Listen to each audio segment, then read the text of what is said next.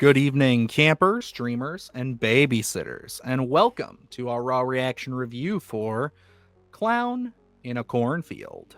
A fading Midwestern town in which Frendo the Clown, a symbol of a bygone success, reemerges as a terrifying Scrooge. Luke, this is a movie. That's what we're here for. We always talk about them.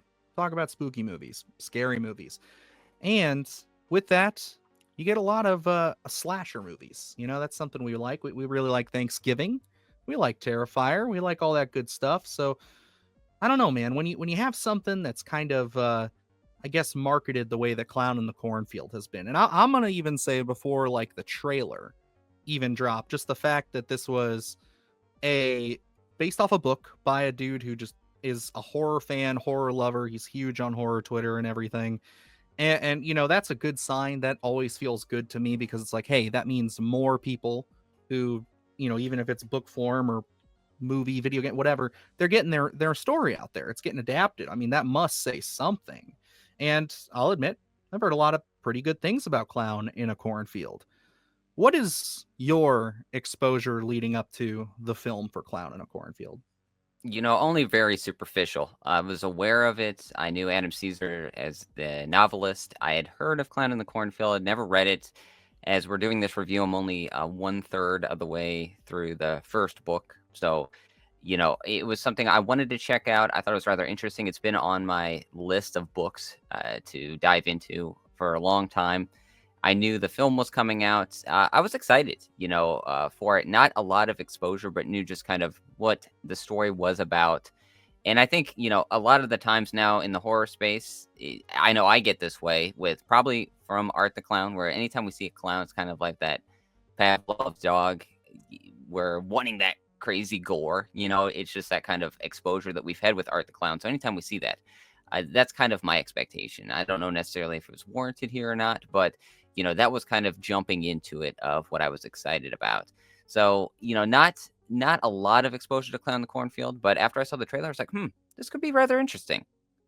Yeah, and that's really where I sat with it as well. Again, saying that I was a fan of the writer just as a person, like just kind of interacting with him on Twitter and TikTok and stuff. He does like lives where he's advertising his book, so he'll talk to you and stuff. And I remember, just talking to him. I think that he's a really nice dude. So I was excited, and I had half a mind to maybe check out the book before the film came out, but it just kind of slipped by me. So I went into this completely fresh, just knowing it's a slasher. It's kind of got this small town kind of vibe that we're always looking for in like kind of these slashers or creature features kind of thing. So I was like, it could work out. This could all be points to what hopefully is a really solid start to at least a good horror trilogy. And you know what I will say? This movie is not terrible, but it certainly isn't anything special. So yeah, I gotta be honest here. Clown in the Cornfield was kind of a quick little, this could be really good. This starts off really strong and then just flat lines for me. Not like in the sense of there's nothing here. It's got some enjoyable moments. It's got some fun gore here and there. And it's not that like long of a movie, so it's not that big of an investment. But with that, you just have this kind of meh movie. This very just air. It almost feels like the air in the chip bag equivalent to a slasher film, in my opinion. It's like there was Yeah. promise and it's gone. It's a lie. Yeah, I could see what you're saying with that. And, that expectation of gore, I'll say this does open up immediately with a kill before we even get into, the title card of Clown in a Cornfield. And I thought, okay, maybe this is what we're going to be in for. We're going to be in for, a lot of great kills and, something that is very gory. But, and they do deliver on some gore. I'm not going to sit here and say that they don't have any gore in this. But, I think some elements were done better than others. And where you kind of go into this one with that, they set a little bit of a bar at the beginning there, but then they discard that. And we kind of spend, I don't know, a lot of time on the story. I'm a little conflicted here because I'm reading the book and I'm really connecting emotionally with a lot of the characters there. Whereas this one, we spend a lot of time before we get into the guts and gore but it doesn't really feel like we connect a lot with our characters. It's very superficial. We don't dive too deep into anything.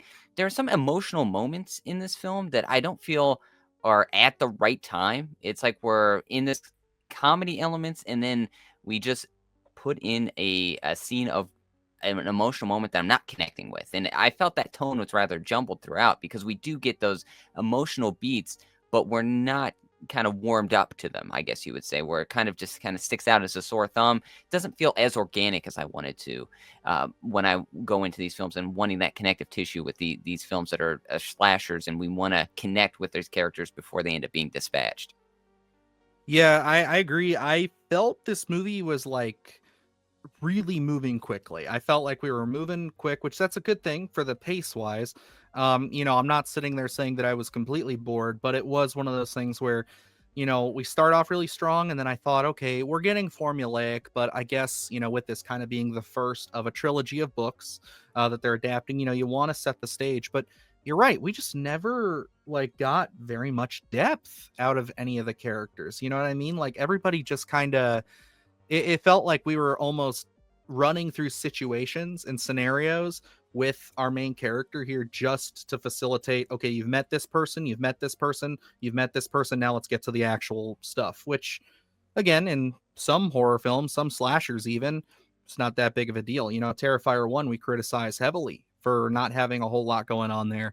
But this, it just kind of seems like it never really finds the route that it wants to go. Does this want to be just a paper thin, we're delivering you tons of gore and we're going for it slasher movie? Or are they trying to set up a world here? It just always feels like we're pulling back and forth between that when it comes to, I guess, from what you're saying here, the adaptation standpoint.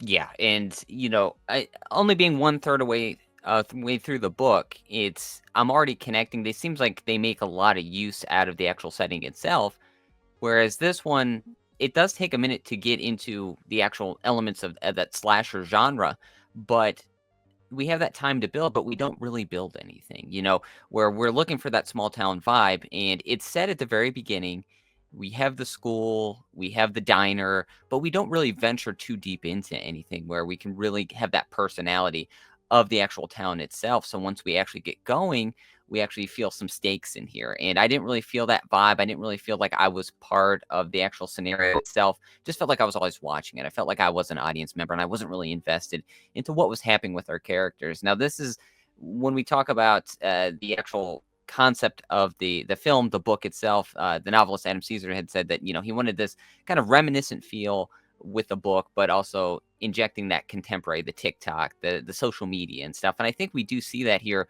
with Clown and Cornfield with us.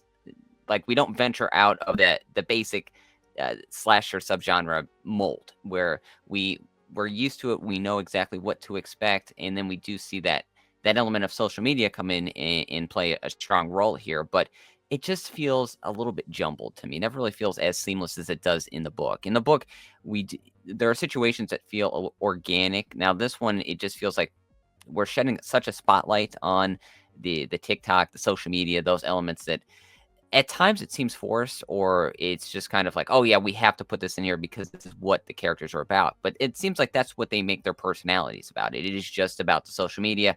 It's about getting the subscribers. It's about getting the likes, and we don't really venture too far outside of that aspect of it. And then we really don't make use of what we like to see in a lot of those 80s slashers in TV shows, where we really build that town, build those strong characters, and then you drop someone like a Jason Voorhees or a Michael Myers in there, and then we're along for that ride.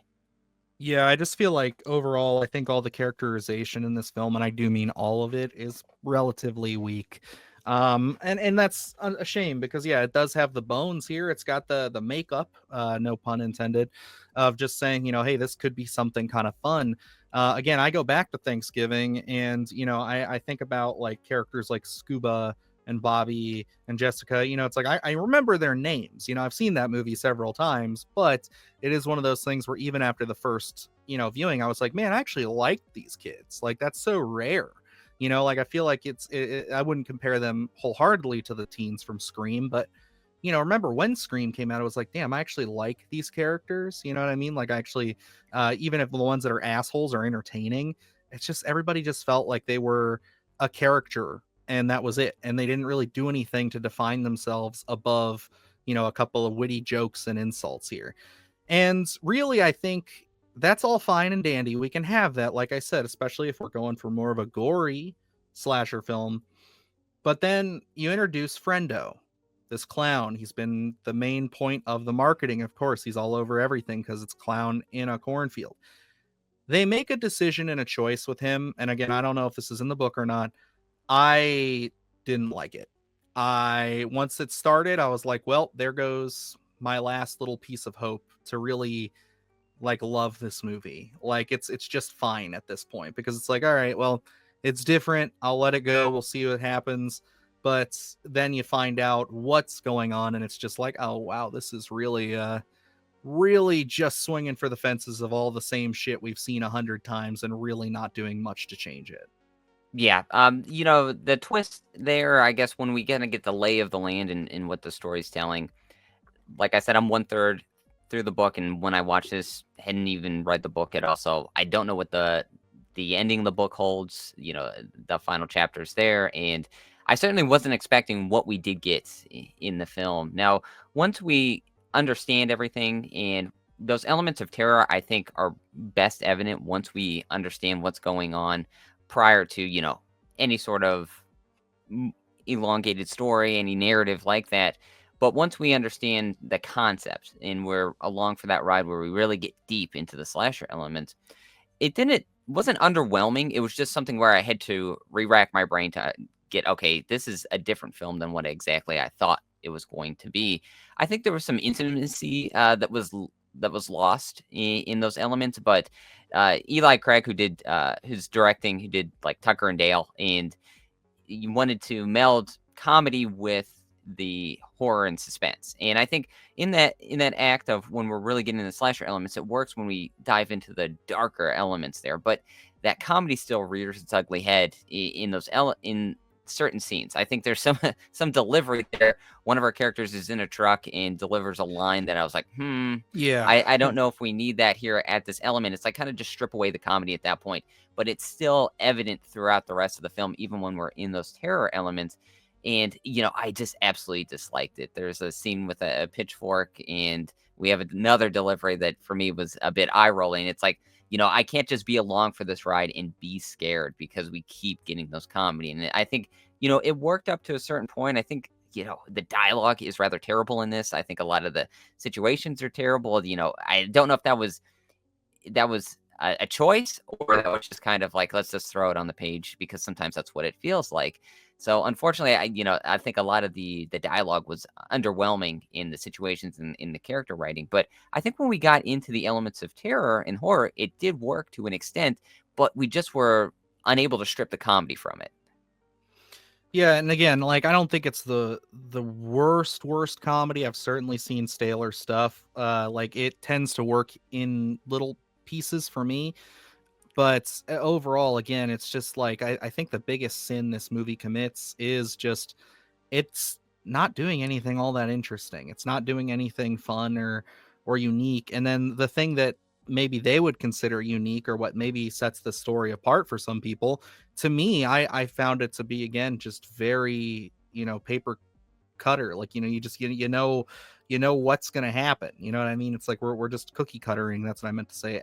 Another movie that I've seen, or another 5 movies that I've seen. And it's like, I don't know, like, and I get that it's probably really hard to do kind of the small town slasher movie, and really do it different and do it exciting and unique. But even then, again, I hate to say this, but you know what? I'll change it up. Look at Terrifier. Not doing anything too crazy or insane in that first movie. It's really just a gore fest, a slideshow. And then 2, they play really into the tropiness, but they also start setting up their lore.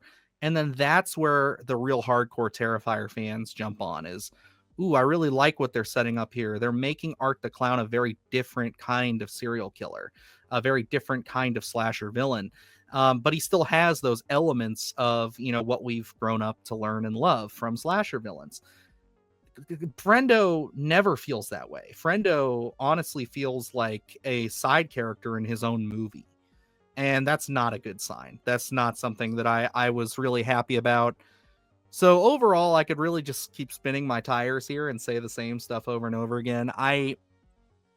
This video is sponsored by our good friends over at Abracadabra NYC, your one-stop shop for all your horror needs and necessities. By following our link in the description, you can see all that they have to offer, from horror collectibles, costumes, accessories, magic masks, and so much more. And if you find yourself in the New York area, please stop by their physical location. They have 3 floors of everything you see in the store and a unique, memorable experience to go along with it. So whether you're looking for something creepy, cutesy, or just super cool, they've got you covered at Abracadabra NYC. I gotta be honest, in my heart of hearts here, I want to give this movie a higher score, but I have to be real, especially after this conversation. I'm gonna go with Proceed with Caution on Clown in a Cornfield. I think overall, when I sat down, I said, this is worth a watch. It's not that offensive. It's just not very interesting. I just talking about it just made me feel like, oh no, that's not an appropriate score. Like, I need to go a little lower. I'm sorry. It's just where I sit with it. I think, unfortunately, there is a lot of negatives in this film in terms of just the construction of it and what we do get. And, I could easily see people that were sold on the trailer not knowing any sort of, prior knowledge to the novel, anything like that, can certainly be underwhelmed when they go into this one. But, I also think maybe there's a generational thing here where, for me, sometimes the TikTok stuff, I didn't grow up with that. I'm only dabbling in it now because of what we do with the channel. But, I think a lot of people from at least my generation, me, not feel as organic in terms of the storytelling here. Whereas I think maybe more modern generation might have a little bit more fun with this film. I think there are some decent kills in this, some gore as well. There's some CGI in here that doesn't work, but there are some creative kills, nothing overly gory like a Terrifier. So I don't think it has that identity. I think people going into this shouldn't expect that. So, you're not, just because it's a clown, we're not getting that extreme gore here. It's not another Art the Clown. This is a completely different thing. We don't have that intimacy with a lot of slashers that we have in Clown in the Cornfield. We don't get that here that we do get with a lot of other slashers. So, that aspect of it, I think, as a slasher icon, Frendo does not hit the mark at all. I think there could be some fun in here if you just don't have any expectation, can go in here and just have a nice passive watch. You might have some fun at the theater. This is playing at select theaters, I believe. So I think you might have a fun communal experience going into this one, especially if you don't have that expectation. So I think it's kind of a balance. I think maybe a little bit more negative than positive here. I'm still going to go worth a watch on this just because I think some younger people could have some fun with it. There is some decent kills in here. But like you said, Frendo does seem like a side character. And unfortunately, that works at times with that looming specter narrative. But that's not what we're presenting here. And we don't have the strong characters to say, okay, Frendo is taking the sideline more so, and we're building the strong characters. So a lot of negatives and some positives. But I think there could be some fun here, especially without expectation. So worth a watch for me. Yeah, I don't mind, Ghostface taking a back seat for a little while if we have interesting characters like, Sidney Prescott and everybody else in the crew there. But yeah, when they're not that interesting and it's just kind of, well, I guess the real death note for me on this one is we had a screener for this, so I didn't have to go to a theater. I had to go to the bathroom at one point, so I paused this. And I'm just like, okay, we're just now starting to get into everything. It's all starting up. The scene, Luke. And I look at it and I'm like, oh, wow, there's really only 30 minutes left in this movie. I feel like we just got started. Not a good sign. Not a good sign for me. I'm unfortunate. But no, I totally understand. There's an imbalance here, especially when we're, we know the elements of slashers where we have each character and we have Michael Myers going through Haddonfield and he's sneaking up on someone. We have a kill and then we get back into life. And then we have another kill, we get back into life before we really build to that third act. This, we don't really have that. There's a couple, but it's nothing that is so prominent that really gets you to really set the table for what we're going to see. It just feels like we're building the world, but not at all, unfortunately, because we don't really connect with anything. So there's kind of that problem of getting from point A to point C when we don't really understand point B. Yeah, it's kind of a mess of a movie, but again, like Luke said, I think some of the younger audience could have some fun with it. I would put this on the same caliber as like the Fear Street movies. So if you really like those, this will probably be a good one. Again, it's limited theaters this weekend, so you can go check it out and have some fun with some friends. Or you can wait for this to drop on Shudder. It will be dropping, I think, next month. I think is what they said. So This will be fun streaming, I think. yeah, I think streaming people will definitely enjoy it a lot more, especially because you don't have to take that commitment to go to the theater and stuff. But yeah, it's just a bit more forgettable than I wanted it to be. So that's really where we're going to sit, I think, as a whole with Clown in the Cornfield. I was hoping to be coming out of this saying, "Ooh, I can't wait for the sequels." And I'll say, if the movie does well and they are still going to make those sequels, I'll still watch them, of course. Not for the channel, just out of curiosity. But if the next one is just as paper thin and cookie cutter as this, I'll quickly probably bail on the rest of the series. So that's unfortunate. I will go back and read the books though, especially because what you said is getting me intrigued. So that's going to wrap it up here, guys. So if there's anything you have to say on Clown in the Cornfield or in a Cornfield, please drop it down below, as well as let us know about some slashers that you like and enjoy, and maybe this kind of gives you some of those vibes too. And yeah, that's gonna wrap it up here. So until next time, I'm Dylan Newell, And I'm Luke Janesco. and remember, stay scared. Do the hard shit, gonna do it live. Cause Splattercast kick it every day they live. Splattercast,